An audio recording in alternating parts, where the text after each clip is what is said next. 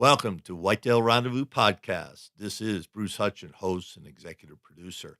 Each week, you will hear tips, techniques, strategies, and personal stories from some of the best and funniest whitetail hunters in North America. Hope you enjoyed today's episode. If you do, tell a friend on social media. If not, tell me and I'll make it better. Thanks for listening, folks. We're heading back down to Tennessee, and we're going to connect with Cory Sutton. Now, Cory's got some great stories, and the hunting story that I like best is that one day in the fall, a couple of years ago, he decided, well, I'm just going to go out to my land and hang out. I get this little spot, it's a little funnel, and if the deer are going to be moving, that's where they're going to be moving. So, yeah, he geared up. Yes, he did, in his flip flops, his cutoffs, his T-shirt, and his ball cap. Oh, yeah, he did bring his bow. And all of a sudden, hour into the set, he's just sitting there thinking about things. And Cory does have a lot of things to think about. Cory has half a heart. And but that doesn't stop this guy. So anyway, this buck walked out and started munching on the forage available, and Cory put him down. And it's one heck of a deer, folks. But more important, Cory is a beacon for us all that what you can accomplish. It's attitude. Yeah, you got to have some drive and everything, but it's his attitude to say, "Hey, I love the outdoors, and that's what I'm going to do with my life, and as well as take care of my wife and family." So, Cory Sutton up next. This is Bruce Hutchin, your host at Whitetail Rendezvous. We're heading down to the Memphis area, and we're going to talk to a gentleman that's sweltering right now. It's in the 90s, and it's October 26, 2017. And Cory Sutton. Now, Cory's an interesting guy. He's a student of whitetail deer. He's married, got a couple kids, and he's also had some challenges with his health, and he continues to overcome those. So, Cory, welcome to the show. Hey, thank you very much. Well, we've been having a great warm up, and I was thinking, man, I should have some of this on tape. But let's start off, and you mentioned something that near and dear to all our hearts out here is that youth in hunting. And you said, whether it be 4 below or 400 degrees, your son's ready to roll. Where did you get that desire to hunt? Uh, well, basically for me, I mean, in my family, I'm pretty much the only person who hunts, and my daughter, I have pictures of her. She's going to be 16 here shortly, and I have pictures of her when she was all the way from 3 months up to practically to now, with her holding antlers, and I'll bring home a deer from a harvest, and she's sitting right there by it, and she's with her little hands trying to hold the deer up and everything.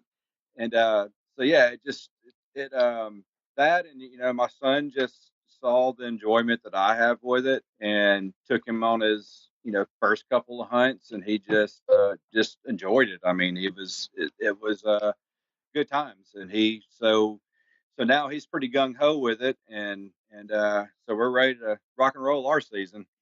Well, we were talking again in the warm up. You got a cold front coming through, and what's your strategy on that? We have our fronts moving through about midday, mid morning, mid afternoon Thursday. So we plan on being in a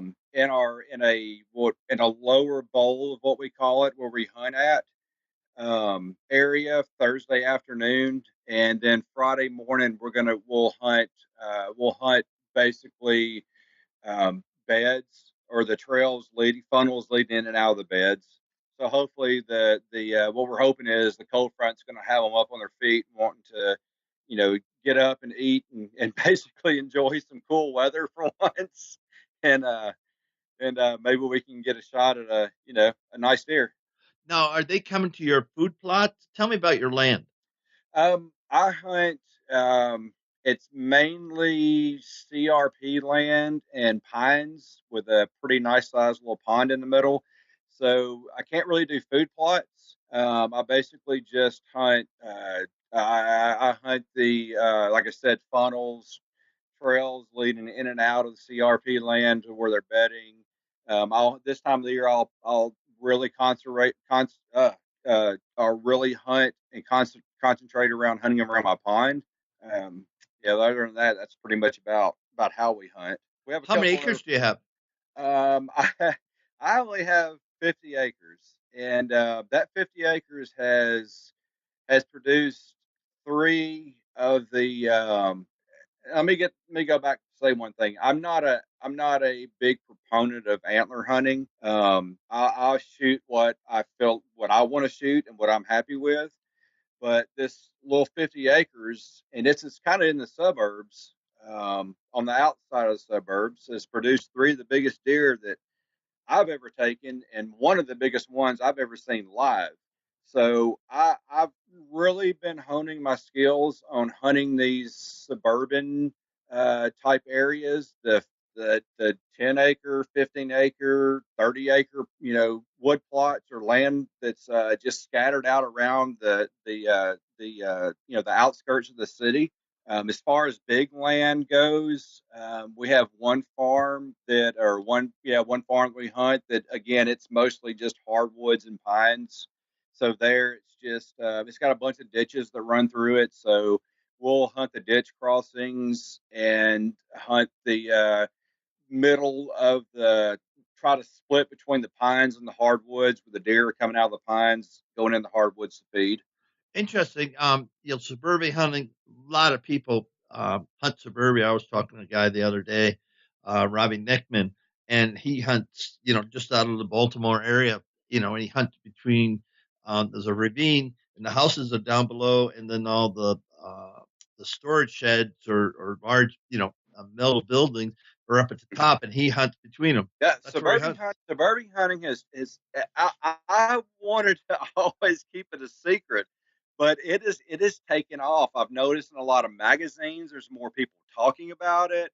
There's more strategies. To me, the biggest hang up with suburban hunting is after the harvest. You want Me personally, I want to find. I have an entrance and an exit where people around me can't see me taking the deer out. I don't want to drag it through somebody's neighborhood or through their, front yard or whatever. So a good, I think a good rule or a good point to the suburban hunting is, as hunters, we want to make ourselves look as ethical and as good as we possibly can. So if you are hunting these neighborhood pockets, have a stealth entrance and exit to your place you're hunting. I guess is what I'm saying.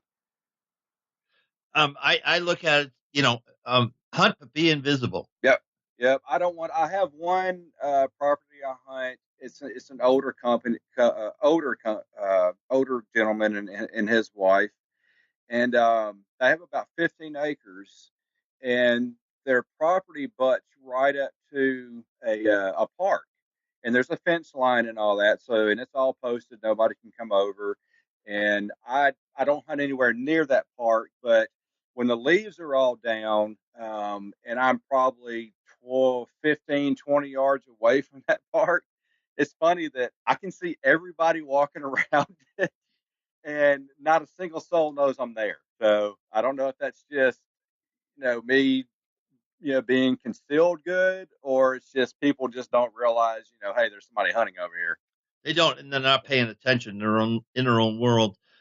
Place in Wisconsin, I hunt across the river from a park, Mm-hmm. and so there's joggers and there's everything that parks are good for to be used for, and they have absolutely no clue that I'm sitting there. Absolutely No, none, I guess I think that the none worst thing. whatsoever. I think the worst thing about it is people don't know you're there, so you see some oddball.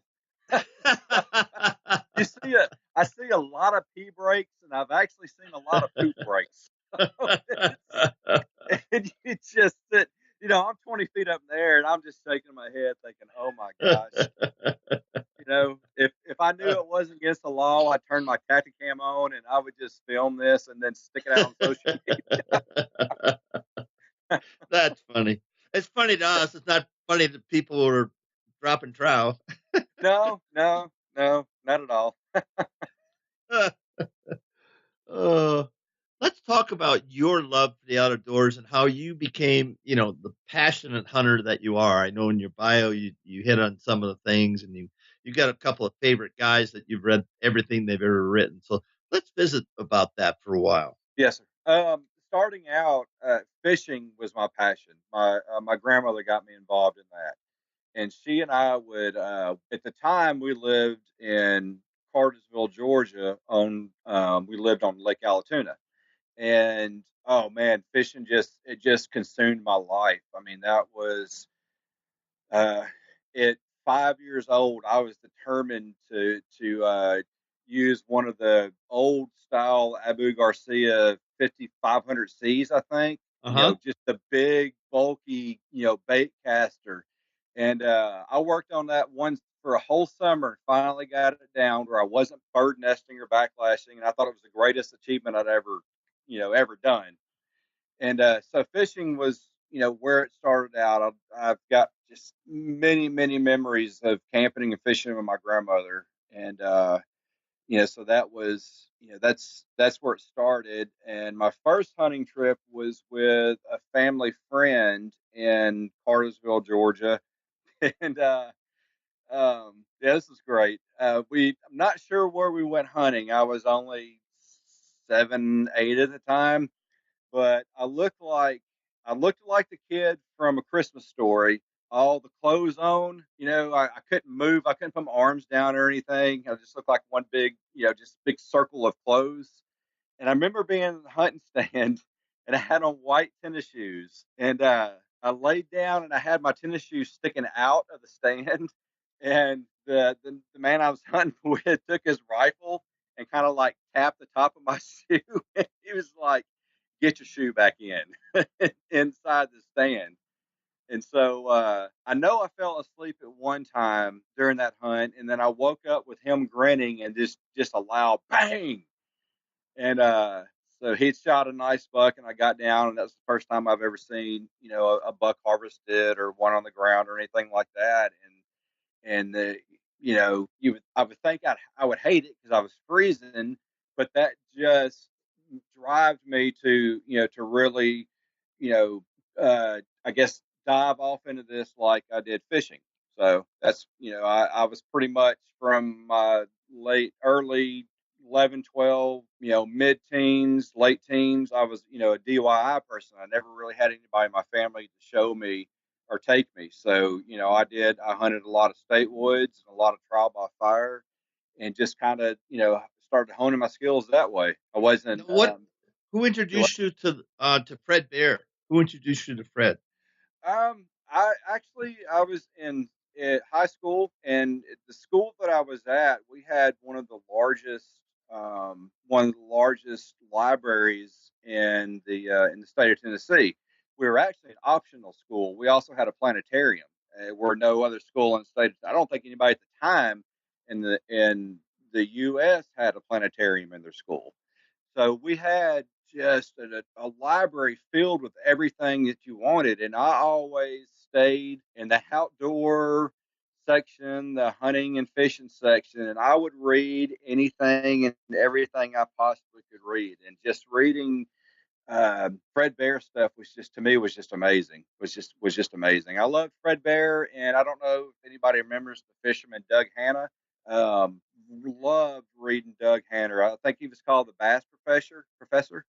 Loved reading his stuff too. But Fred Bear, pretty much, that's who I wanted to role model myself off of, was him. So what did he teach you? Ethics.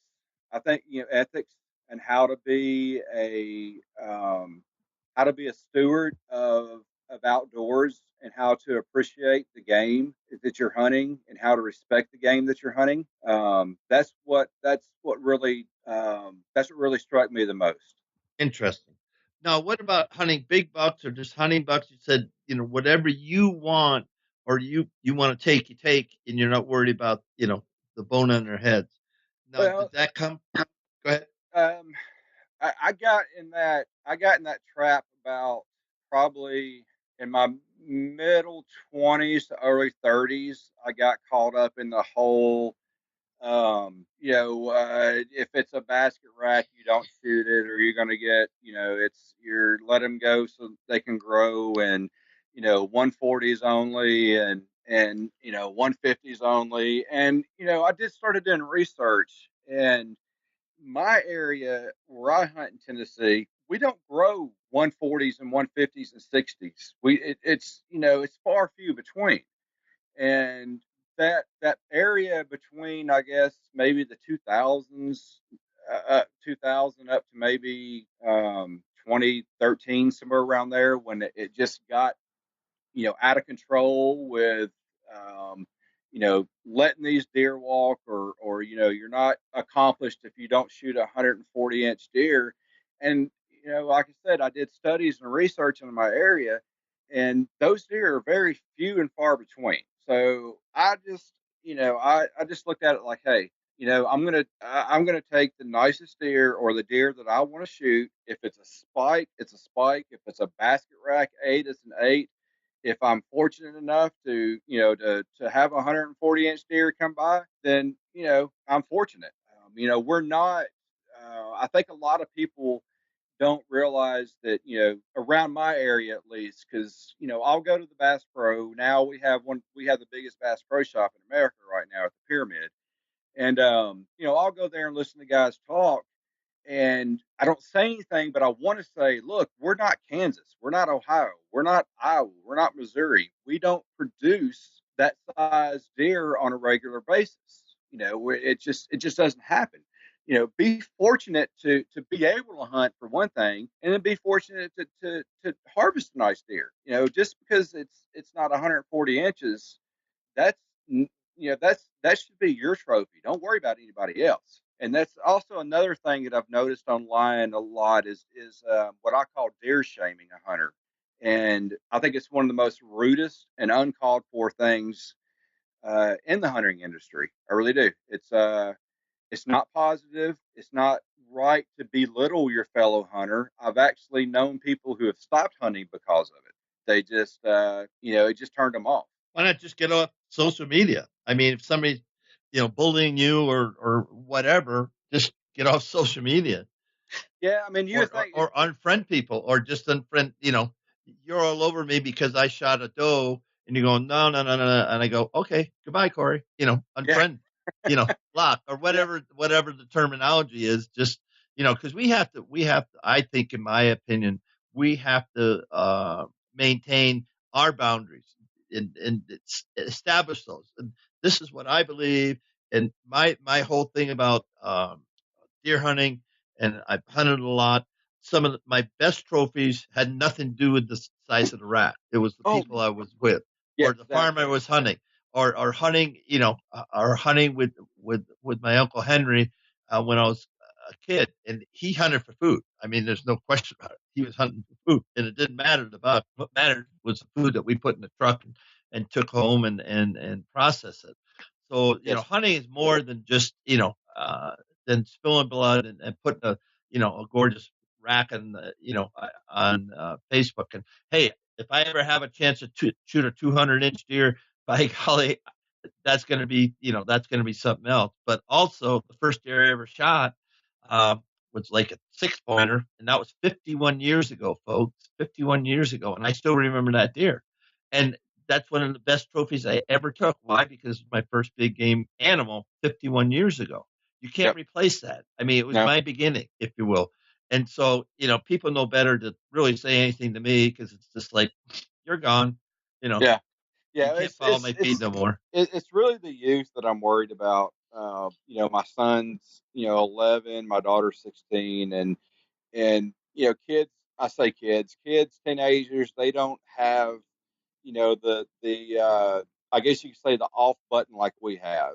They take stuff more to heart than we do, and so I really try to instill that into my son, that if we go out and we shoot a doe, that is great. We've just put a lot of food on our table. Or we'll shoot a doe, and I have a gentleman that I've been given a doe to for the last, oh man, 15 years, I guess. And I when I bring this deer to him, you never see anybody happy in your life.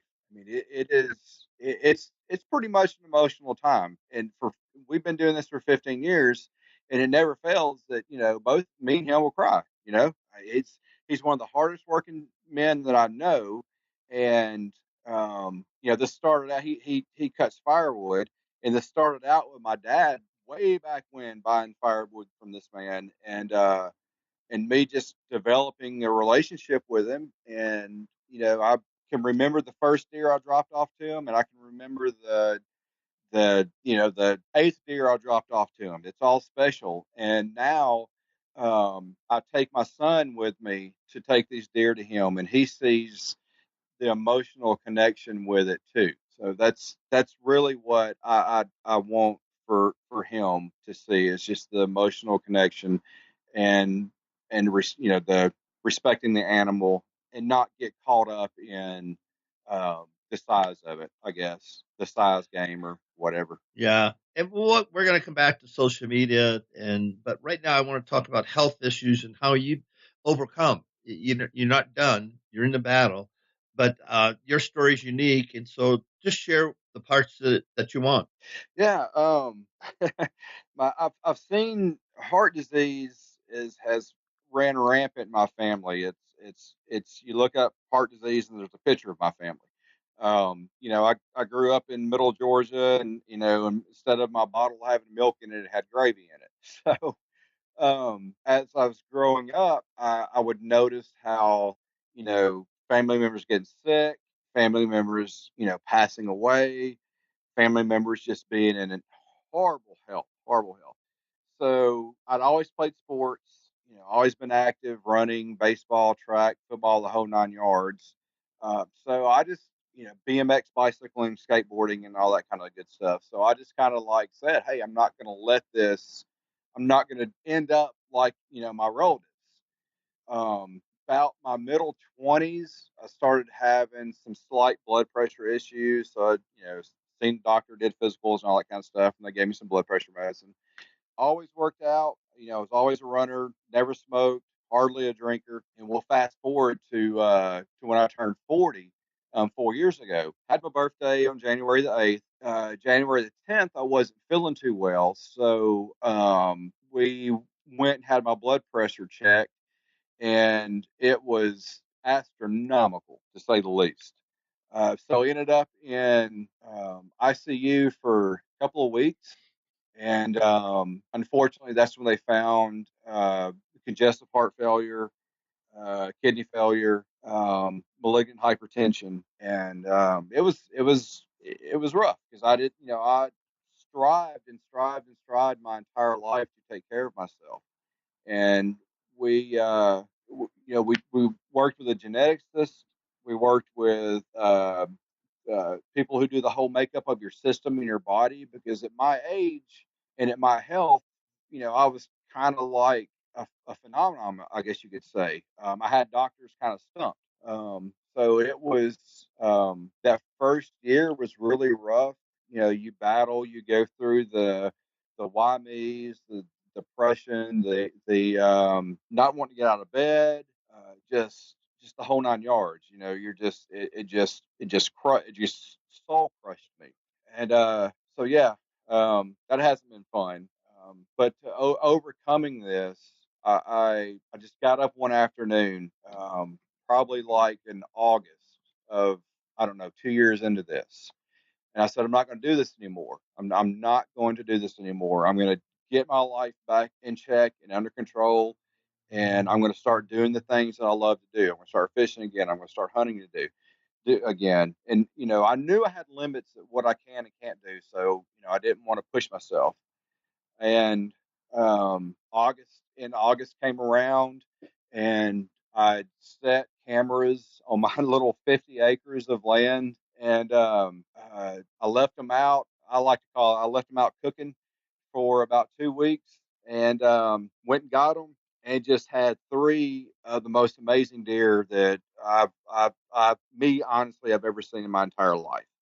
I was shocked at these, and I was like, "All right, it's go time. It's time to do this." So it was first week in October of 2012, 2013, 2012, somewhere around there. Anyways, it was hot as anything, and I decided to go out one afternoon, you just sit there.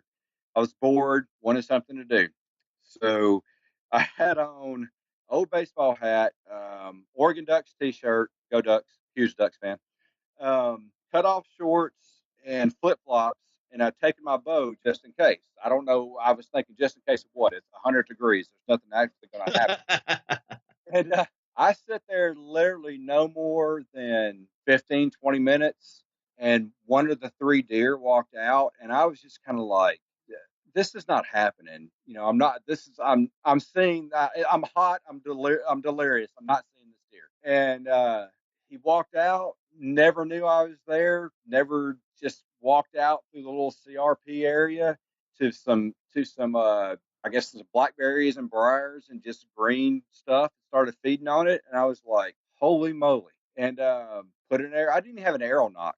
Put an arrow in and let it fly, and that was kind of the beginning. That deer kind of, well, not kind of, is the deer that kickstarted me wanting to reach out to other hunters and other outdoorsmen that are in the same condition that I am that I'm in, fighting a disease, you know, whether it's terminal, whether it's short term, whether it's long term.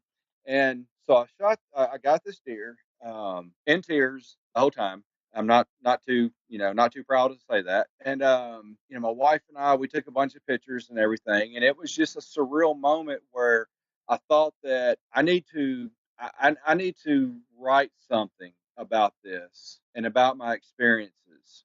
So I wrote to North American Whitetail and sent them pictures. And then I wrote to Campfire Stories and sent them pictures and told them everything. Well, they published both of those, and both went viral. That was 3.5 years ago. On a daily basis since then, I still get emails and inbox messages from people from all over, all walks of life, all colors, all age groups, just saying, "Hey, man, thank you for your words and just giving me the kick in the butt that I need to get up and enjoy myself and get back outdoors and get back hunting, get back fishing." Even if it's just going on a pier and just sticking your feet in the water, do that. Just don't. That was my whole, I guess, whole goal to that was to my saying was to get up and get outdoors. And it's really affected a lot of people, and it's affected me. And I've had children of parents who have basically just given up all their hobbies and all that, and then their dad would read this, and I'd have a son or a daughter say, "This is the first time I've seen my dad smile in 5 years," and now he's at Bass Pro Shop buying the place out because he's going hunting. So it's been kind of surreal. Well, great, Sherry, and thank you for sharing that because it's reality, real people, real places, and whitetail running. We haven't talked about a lot about technique, but I just had a visualization. You're sitting there; it's 100 degrees. You got a t-shirt, you got a ball cap, pair of cutoffs, and flip flops, and you kill a gorgeous deer. Mm-hmm. Now, how does that work for Bass Pro and all these guys on TV and all the products we got in the world? I mean, land sakes, if you don't have a Ford or Chevy pickup truck with those Onyx and everything and scent crusher bags, and nothing against those guys, you got great product. But I'm just saying, sometimes it's real simple. Mm-hmm. You know, it, Yeah, I think it can it. sometimes it can be real simple. Walk out in the woods, put your butt down, and stay there for a while, and let's see what happens. Yep. Just sit there, be quiet, and be still. I mean, it's other than that, I don't know. Let's go Um, back on that because in the warm up, I asked you what's your go to technique strategy, and some guys it is ozonics, and some guys it is scent crusher for scent control, and other people it's they're Hoytbo or Bowtech, or Matthews, or for me I shoot an Excalibur crossbow, so that's my tool. But is that my go to connect technique? And what's yours? uh, Patience, and again, sit there, be quiet, and just be still. I don't really have. I'm not a big scent placement person. Now I will spray my clothes off. I'll do that. My boots. As far as any, I hate to say gimmicks or anything, but as far as anything else, grunt tubes, cans, calls, I just I've never. To me, it's just one more thing that can go wrong or can deter any deer that was possibly coming into you to begin with. I like to hunt.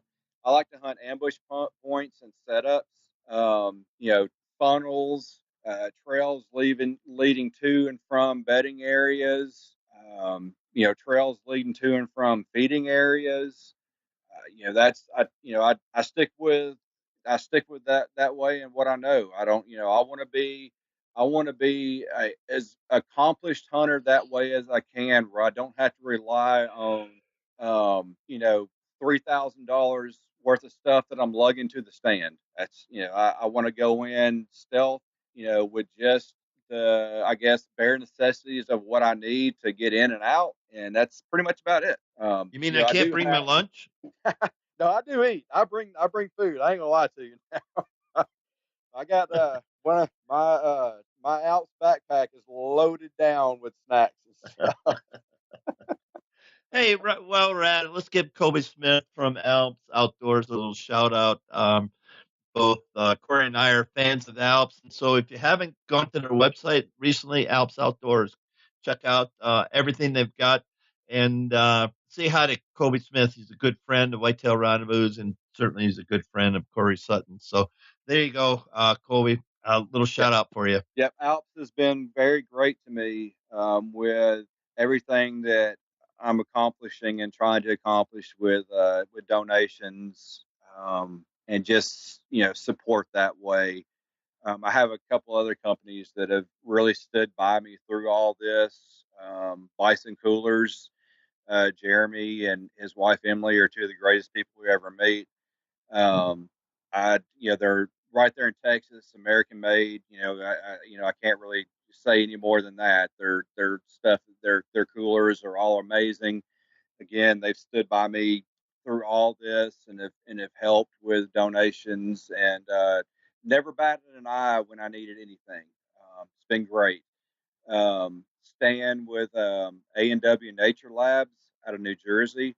They make small company. They're not a big box company, but they make to me, the finest supplements that you can possibly buy for your deer. I'm not a really big person and fan of into the supplement game, but their minerals do. I have had great luck with them. It's I've got holes that you could bury a full grown man in that the deer just totally destroyed. So, but Well, yeah, thanks for that. And let's go back to the social conscience of we all everybody here has an email account. Everybody here probably has it either Twitter, Facebook, Instagram, Snapchat, or maybe they have all four. But what do you think that's doing to our industry? um, you can. Uh, I don't know how to say this without being just the biggest jerk ever, but I think it's literally ruining the hunting industry in ways that it's just. I guess about point blank saying it, it's just it's turned the hunting industry into basically what I feel is basically a joke. You have all these insta famous people. You'll have women that are half naked, holding a bow upside down, not completely wrong, and the other hand have a 200-inch deer, and the comment is, "Hey, look what I did today." It's just it's mind boggling. It really is.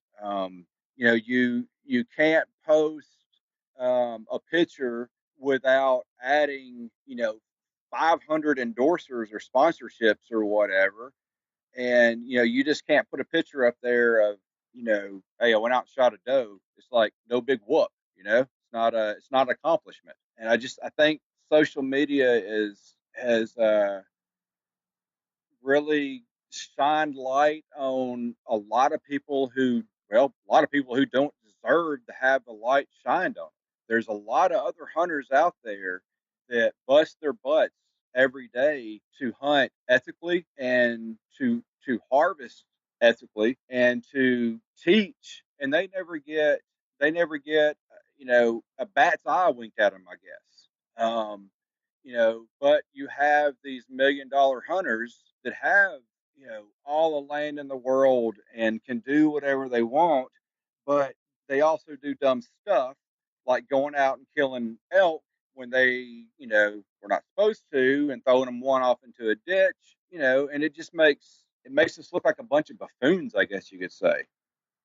Um, so yeah, social media, I personally think is going to be the downfall of not just hunting, but I also think civilization as a whole, because it gives a platform for people to speak on that really don't have any idea about what they're talking about. And it's just, I don't know. I unfortunately, you have to have social media. If I didn't have to have social media, I wouldn't use it. I wouldn't have it. But it is a way to stay connected to a lot of the sponsors who do help and support me, and then return, it's a way for me to give back to them by taking pictures of the gear, and thanking them for things they've helped me with. But as far as, again, hunting goes, I honestly think that eventually it's going to be the downfall of it, because you can only see, again, so many half naked people you know holding equipment completely wrong, standing in front of a massive moose. And again, hey, look what I did, and it's totally fake. And they have like, 200,000 followers. It's just mind boggling. It really is. It really is. And it's up to each one of us to police, if you will. Maybe that's too strong, maybe not strong enough. Our own community. Let's just put it that way. Our tribe, and allow Yeah. people to be people, and the the frills and everything else that we see shouldn't be that important. I guess that's the way I'd sort of say it. You know, um, like I said, I just came off the mountain after a few days chasing elk, and only saw one elk, and my buddy didn't get a shot. But man, was that country gorgeous! And we got up on this ridge over 10,000 feet and looked towards the Maroon Bells and Snowmass and all those mountains. They had snow on them. And I turned to my buddy. I said, Ron, you're the only person from Illinois that'll ever stand in this place and ever see that thing. And he looked at me. He was kind of dumbfounded a little bit. And he kind of smiled and he said, you're right. He never thought about that. He was elk hunting, but just put yourself in the right place on top of a mountain in Colorado. And it's breathtaking. No difference Yeah. than if you're fishing. It doesn't really matter what state you're in, because there's some sunrises and sunsets I can remember in Wisconsin that are, oh my goodness, I'm sitting here. I'm part of it. And I guess that's the thing I love about hunting is I'm part of it. Yeah. My son made a comment when we were hunting last year, and he put his hand on my knee, and it was just, sun was coming up, animals are scurrying around, birds are talking, turkeys are talking, and all that. And he said, "This is probably my favorite time of my life, is right now, when watching everything come to life." And I don't think I could have been any prouder at that moment, Yeah. because at that Yeah. moment he got it. Yeah, he got it for him though. He realizes, the impact of the outdoors, and that echoes for everybody. And like I said, you can be in Alaska, or you could be, in a 10 acres outside of Memphis, Tennessee, and the same thing happens. Yep. The same thing happens. That's what In my humble opinion. I was going to say, in my humble opinion, that's what it's all about. It's not the kill or anything like that. It's just being one with nature, and just enjoying everything that Mother Nature has to offer. And I think lots of people miss out on that. They're misconstrued about hunting. But even if you're not a hunter, you can still get up and go on a hike or something, and just see Mother Nature in all her glorious. Get out of the concrete jungle and get out of Target and Walmart and the malls and get out there and learn nature. And with that, on behalf of thousands of listeners across North America, Cory Sutton, thank you so much. This has been an interesting show. And people, listen to what Cory shared with you, because it's really important for one, recruitment, and two, for our hunting tradition. So, Cory, thank you so much, sir. Yes, thank you for having me.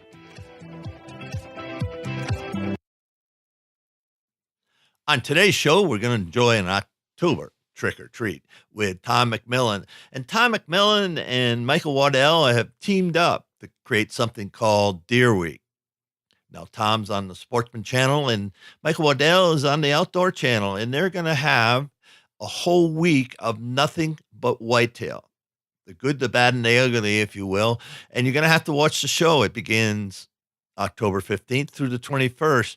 But Tom promised me that there's going to be plenty of laughs. And Tom, he's a guy that never left West Central Kansas. A lot of people graduate from high school and want to head to the big city, go to Wichita, or Kansas City, or Denver. But he just stayed home because he liked the lifestyle. Yeah, he liked ranching. He liked riding horses. He liked growing wheat. And he loved hunting the white-tailed deer in his county. So that's what he did. And he's carved out quite a lifestyle for himself. Yes, he's a personality on the Sportsman's channel. Yes, he has McMillan Outfitting.